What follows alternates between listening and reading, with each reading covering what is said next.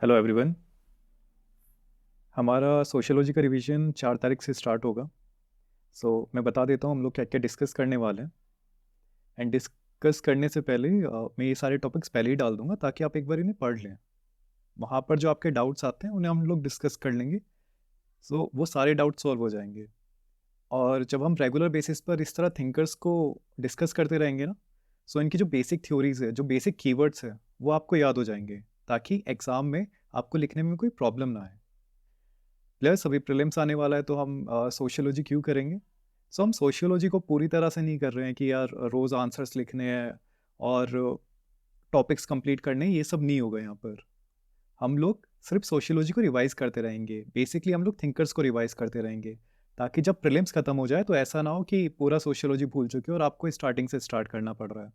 And ये general problem है जो कि आती है। अगर आप लोगों ने मेंस लिखा होगा तो आपको पता होगा। वेल, ओके, सोशियोलॉजी स्टार्ट कर रहे हैं। हम लोग पहला थिंकर अपना ले रहे हैं डर्कहाइम। डर्कहाइम के बारे में आपको क्या क्या पता होना चाहिए, मतलब ये बेसिक कॉन्सेप्ट्स है। अगर आपको ये चीज़ें समझ आ गई ना तो आंसर लिखना बहुत ही ईजी हो जाता है। ना, डर्कहाइम की थिंकिंग क्या थी, वो सोचता क्या था, उसने थ्योरी क्यों दी। बहुत सारी थ्योरीज दी है ना, सुसाइड के ऊपर दी है, उस रिलीजन के ऊपर दी है। इनका कोई बेसिस होगा कि ये थिंकिंग जनरेट कैसे हुई इसकी। ठीक है, एक बार ये समझ गए आप तो आपको कभी भी ना स्ट्रक्चरल फंक्शनलिस्ट, ये लोग का नाम होता है, इनकी थ्योरी कहीं भी लिखने में, किसी भी क्वेश्चन को में लिखने में कोई भी दिक्कत नहीं होगी। इस थिंकिंग का ओरिजिन क्या था, फिर ट्रेडिशनल सोसाइटी थी और मॉडर्न सोसाइटी थी। क्या ट्रेडिशनल सोसाइटी में डर्कहाइम था उस टाइम पर? नहीं था। मॉडर्न सोसाइटी में डर्कहाइम की थिंकिंग ओरिजिनेट होती है, ऐसा क्यों हुआ? इन सब का आपका फ्रेंच रेवोल्यूशन और ये जितने भी रेवोल्यूशन हुए थे उनके बाद ये सब आए थे, आपके स्ट्रक्चरल फंक्शनलिस्ट आए थे। कार्ल मार्क्स भी उसी के बाद आया था। आपको ये भी पता होना चाहिए। ओके, अब इनके ऊपर क्वेश्चन नहीं आएंगे। ये सिंपली इसके लिए कि आपके ना माइंड में, बैक ऑफ माइंड आपके क्लियर हो कि हाँ ओके, डरखाइम इस तरह सोचता था। जैसे ऐसा होता है ना, घर में चाचा, ताई, फूफा जो भी होते हैं आपके, और आप कह देते हो कि अगर वो लोग बात कर रहे हैं और इस मैटर में बात कर रहे हैं तो यार हाँ, मेरे चाचा तो इसी तरह सोच रहे होंगे। ऐसे ही डरखाइम को चाचा या मामा बना लो कि ओके, डरखाइम अगर इस टाइम पर होता है जिंदा तो वो क्या सोच रहा होता। ये आपको पता होना चाहिए। और वो इस तरह की, जब आप उसकी थॉट प्रोसेस से क्लियर हो जाओगे ना तो आपको पता चल जाएगा।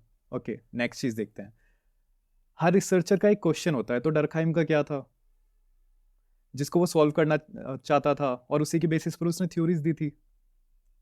वो सारी थ्योरीज आपको पता होनी चाहिए पहली। फिर एक क्वेश्चन है मेरा कि डिवीजन ऑफ लेबर है, वो कैसे इंटीग्रेट कर रहा है सोसाइटी को। डिवीजन का तो मतलब ही होता है डिसइंटीग्रेशन, तो ये इंटीग्रेट कैसे कर सकता है, ये चीज़ आपको क्लियर होनी चाहिए।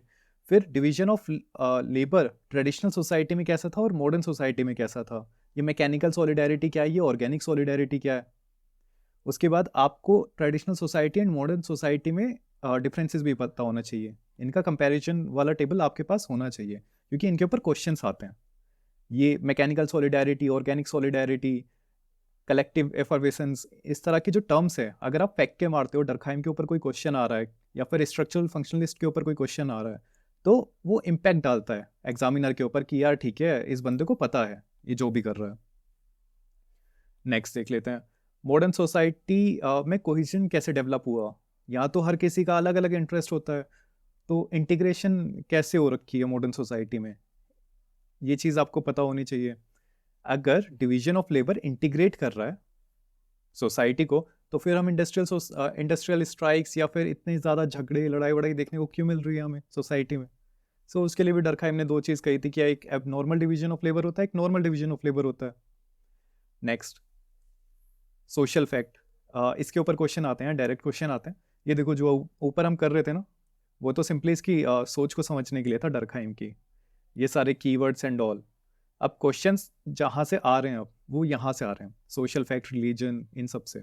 देखते हैं सोशल फैक्ट का क्या पता होना चाहिए, डेफिनेशन तैयार होना चाहिए, मीनिंग पता होना चाहिए आपको, फीचर्स क्या थे, और डरखाइम ने क्यों पढ़ा सोशल फैक्ट को, टाइप्स क्या है सोशल फैक्ट के, मटेरियल, नॉन मटेरियल, नॉर्मल और पैथोलॉजिकल। अब सुसाइड की बात कर लेते हैं। ये सोशल फैक्ट के ऊपर क्वेश्चन आएगा तो इतना ही आता है, उससे ज़्यादा नहीं पूछते। जब हम सुसाइड की बात कर रहे हैं तो सुसाइड की डेफिनेशन क्या है, कलेक्टिव कॉन्शियसनेस क्या है, traditional society versus modern society.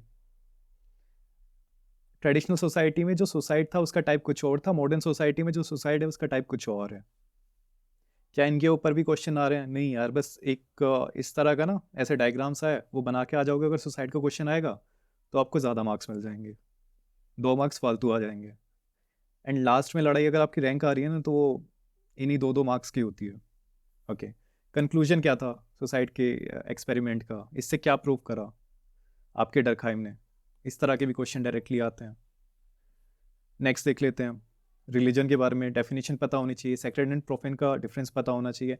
अब ये जितने भी टॉपिक्स लिखे हुए हैं ना यहाँ पर, ये ऐसा नहीं है कि बस लिख दिए, इन सब के ऊपर PYQs आए हैं, तो उसी तरह से आपको नोट्स भी आपके प्रिपेयर होने चाहिए, या फिर आप सिंपली 5-6 क्वेश्चंस अपने प्रिपेयर कर सकते हो और आपका पूरा थिंकर खत्म हो जाता है।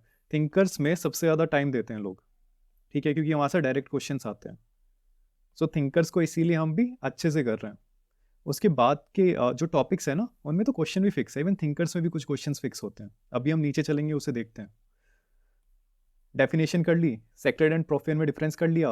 अरुंटा ट्राइब का हर कोई एग्जांपल देता ही है कि स्टार्टिंग में कहाँ ढूंढने गया था रिलीजन के एसेंस को, दरखाइम, मतलब कहाँ से मिला उसे। फिर ये कलेक्टिव एफर्वेसेंस क्या होता है, रिलीजन इज सोसाइटीज डिविनिटी। ये क्वेश्चन आई डोंट थिंक कि अभी तक आया है, बट ये आ सकता है कि रिलीजन ही सोसाइटी की डिविनिटी है, इसका क्या मतलब हुआ, फंक्शन क्या है, एसेंस क्या है रिलीजन का, CCD ये हम पढ़ेंगे। सिग्निफ पढ़ेंगे क्या, हम लोग ये डिस्कस करेंगे। आप सबने अभी तक पढ़ लिया होगा, ये नहीं पढ़ा है तो भी कोई दिक्कत नहीं है, किसी के नोट्स बोरो कर लेना यार। सिग्निफिकेंस ऑफ रिलीजन क्या है, इसके ऊपर भी क्वेश्चन आया हुआ है। फंक्शन क्या है रिलीजन का, इसके ऊपर भी क्वेश्चन आया हुआ है। इसके ऊपर अभी तक नहीं आया है तो आ सकता है। अब ये एक लाइन है, जब भी रिलीजन का क्वेश्चन आए तो कहीं ना कहीं इसे चिपका देना। Old gods are dead, new old gods are dead and new one are not yet born. ठीक है, इसे कभी भी आए रिलीजन का क्वेश्चन कहीं ना कहीं चिपकाने की कोशिश करना अच्छी लगती है, सेक्सी लाइन है। लिखोगे तो इम्पैक्ट ज़्यादा पड़ता है। इंपॉर्टेंट क्वेश्चन क्या है, मतलब देखो ये वाले क्वेश्चन आ चुके हैं। मल्टन वर्सेस डर्कहाइम के बारे में आ गया है। इन दोनों का एक कॉन्सेप्ट था एनोमी को लेकर, तो वो क्या था, जब हम दोनों को कंप्लीट कर लेंगे ना तो हम डिस्कस करेंगे इसके बारे में। ये 2022 में पूछा है, 2018 में पूछा है, 2014 में भी आया हुआ है ये वाला क्वेश्चन एनोमी के ऊपर। सो इंपॉर्टेंट क्वेश्चन है, पता होना चाहिए। नाउ रिलीजन के बेसिस पर क्या क्या क्वेश्चन आ रहे हैं, तो वेबर और डर्कहाइम दोनों ने रिलीजन की थ्योरी दी है। इन दोनों क्वेश्चन से हमें क्या पता चलता है, अगर सेम थ्योरीज दी है किन्हीं भी दो आपके थिंकर्स ने, तो आपको उनके बीच का डिफरेंस जरूर पता होना चाहिए। पूछ रही है UPSC तो पता होना चाहिए। सेक्रेड एंड प्रोफेन में क्या डिफरेंस है, वापस हमने ऊपर डिस्कस किया था, ये आएगा क्वेश्चन। रिलीजन का क्या एसेंस है मॉडर्न सोसाइटी में, ट्रेडिशनल सोसाइटी में, इस तरह का क्वेश्चन पूछ चुकी है, तो यहीं पर ही चिपकाना था वो वाला statement, old gods are dead but नए वाले अभी तक का जन्म नहीं लिया उन लोगों ने। Okay, how society functional to how religion functional to society, ये वाला भी हम ऊपर डिस्कस कर चुके हैं। अब सोशल फैक्ट पर डर्कहाइम के क्या विचार थे, क्या सोचता था, ये वाला भी हम ऊपर डिस्कस कर चुके हैं। सो जितने भी डर्कहाइम के टॉपिक्स हैं ना, ये आपका सोशल फैक्ट हो गया, या फिर रिलीजन हो गया, या आपका सुसाइड हो गया, इन सब के ऊपर UPSC क्वेश्चन पूछ चुकी है। अब हर साल तीनों क्वेश्चन तो नहीं पूछेगी। सो देखो, बहुत सारे तरीके हो सकते हैं तैयार करने के। या तो आप तीनों ही टॉपिक कर लो, टाइम है तो, वरना ये देख लो कि यार 2 साल में एक बार रिपीट कर रही है क्वेश्चन, ठीक है, एक बार रिपीट हो गया, अगले साल रिपीट नहीं होगा, तो मैं ये दोनों टॉपिक कर जाता हूँ, तीनों नहीं कर रहा। अगर आपके पास कम टाइम है तो सिंपली तैयारी तो इसी तरह होती है कॉम्पिटेटिव एग्जाम्स की, सारी चीज़ें नहीं पढ़ी जाती। आपको सिर्फ इंपॉर्टेंट चीज़ों पे ध्यान देना है, इंपॉर्टेंट चीज़ें ही करनी है और चले जाना है। वरना डरखाइम की थ्योरीज के ऊपर बुक्स पे बुक्स लिखी गई है, कोचिंग्स में भी 1000 चीज़ पढ़ाते हैं। सो आप फिर वो, तो आप बस उन्हें करते रह जाएंगे। लास्ट में जब बात होगी ना कि यार हाँ पेपर पे लिखना है उसकी थ्योरी, तो वो कभी याद ही नहीं आएगी आपको। सो आपके जो नोट्स होने चाहिए वो इसी तरह प्रिपेयर होने चाहिए कि लास्ट में आप बस लिख पाएँ।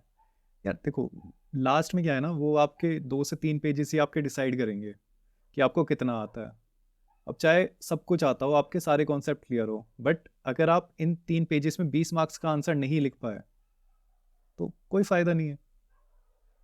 इसीलिए कम प्रिपेयर करो, बट इंपॉर्टेंट चीज़ें प्रिपेयर कर लो। 90% वहीं से आने वाला है, 10% को भूल जाओ। ठीक है, वहाँ तो वैसे भी सब लोग तुक्के ही मार के आते हैं, कुछ भी लिख के आते हैं। आप भी कुछ भी लिखाना, वहाँ 2 मार्क्स मिल जाएंगे, और सब में कोशिश करो 6-7 मार्क्स ले आओ। बन गया एवरेज, अच्छे मार्क्स बन जाते हैं। ओके, सो 4 तारीख से हम लोग पढ़ना स्टार्ट करेंगे। मतलब 4 को हम डिस्कस करेंगे।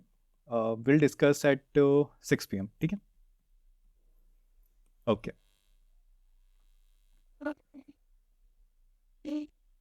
Okay.